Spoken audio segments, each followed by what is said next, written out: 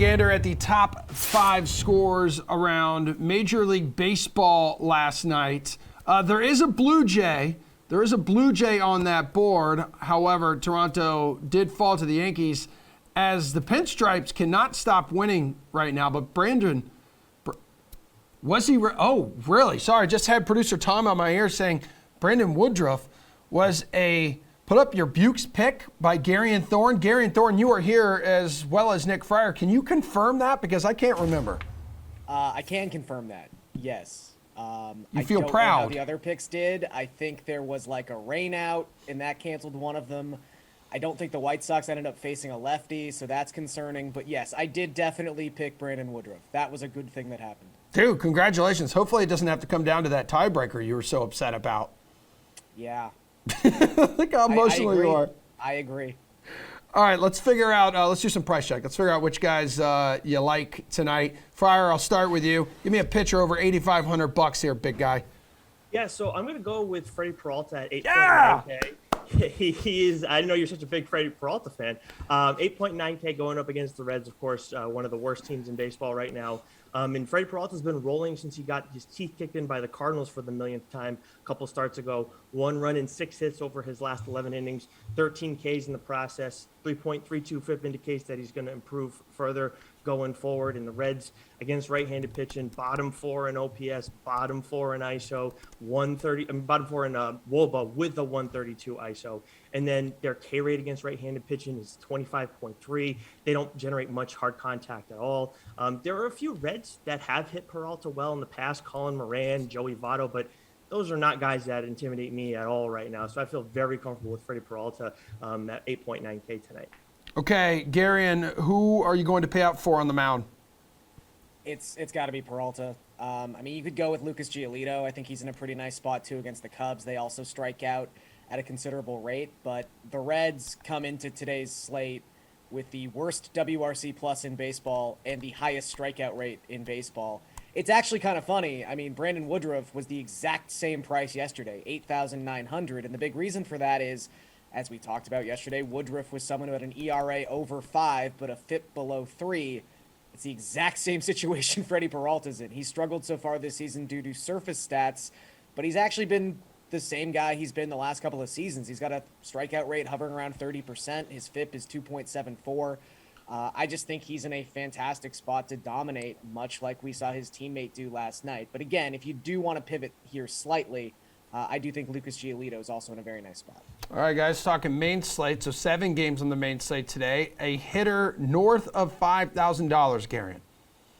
Aaron Judge. If Aaron Judge is facing a left-handed pitcher, especially one of the caliber of Yusei Kikuchi, you just use Aaron Judge. He's $5,900. He's very, very pricey. But if you go back to the beginning of last season, Judge not only leads baseball in expected WOBA against left-handed pitching, he's got a 457 mark in that regard. That is 30 points clear of any other qualified hitter in that span of time. He hits left-handed pitching like no one else in baseball. And if that's not enough for you, if you just want the overall numbers for Aaron Judge so far this season, he's 99th percentile in expected slugging and 99th percentile in expected WOBA. Really, the only qualified hitter he's trailing in those two regards is some guy named Mike Trout. So it's been a really good season for Aaron Judge. Maybe he'll get that kid who got the home run ball yesterday and cried. Maybe he'll get a second home run ball today, or possibly 3 or 4, because Judge might hit a couple.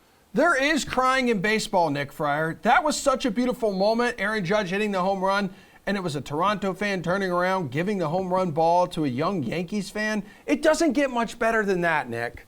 Yeah, it reminds me back when I was a kid going to a Red Sox game, and one of my good friends got pushed over by a grown man to catch a pop fly, behind home plate. But that's another story for another day. Wow, wow, you are traumatized. Yeah, maybe a little bit, but Gary and I are in lockstep. Aaron Judge, this is the way on Wednesday, 5.9K. Going up against Yusei Kikuchi. I mean, Garion highlighted a lot of numbers. I have quite a few different numbers too, but they all lead to the same result. He's 15 for his last 42, 8 home runs during that stretch too, and that's only over 10 games, which is ridiculous. His hard contact rate against left-handed pitching, 56.3%. His ISO is WOBA are through the roof against lefties as well, and his BABIP's actually only 250 against left-handed pitching too. So that indicates that we're just going to see more of the same that we're getting from him right now, if not a little bit better, if that's somehow possible. And then going up against Kikuchi, I mean, he's limited hard contact against right-handed hitting so far, but he hasn't generated a ton of soft contact either. But still, righties have a 440 WOBA and a 10.05 OPS against him this season. 5th home run in his last 5 games, by the way, last night. Friar, value hitter. Who you want? Yeah, I know Jose Abreu doesn't fall under value at 4.2K, but that is one that I'm kind of surprised by because he's done well against Kyle Hendricks this season. But I want to look a little bit deeper down in that lineup too. At 3.2K, Josh Harrison going up against Kyle Hendricks. I know he's coming off a rough outing against the Brewers, and now he's seeing a lineup that, there are a few guys that do hit him well. As much as the White Sox have not done all that great against right-handed pitching this season, Harrison has seen Hendricks enough for me to feel comfortable citing these numbers in terms of just their matchup head-to-head. 11 for 42 against Hendricks throughout his career, 3 home runs and a double. And he's coming in with a little momentum as well, 5 for his last 12 with 3 doubles. So I know that you look at Harrison's season numbers through a few weeks of the season, has not looked great, but he's doing well of late, and he's done well against Hendricks historically. Garion, who's swinging good wood that's not going to cost you a whole lot? I'm going to go with Rowdy Tellez.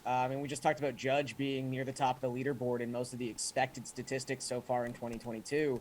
Tellez is honestly not that far behind him. He's 97th percentile in expected WOBA and 98th percentile in expected slugging so far this season. He's basically a platoon bat, but he gets the platoon advantage tonight against Vladimir Gutierrez, who has really struggled for the Reds. I mean, this is someone who has always been a contact-oriented pitcher anyway, and now that contact has generally been leaving the park. It's been bad news for Gutierrez so far this season, and the big issue has been left-handed bats. The 45 left-handed bats he's faced so far are hitting above 300 with a 667 slugging percentage. So you've got a guy who can't get left-handed bats out going up against a left-handed bat who is hitting the ball harder than virtually anyone else in the National League right now. So Tellez at 3.9, I think, is a really, really nice play.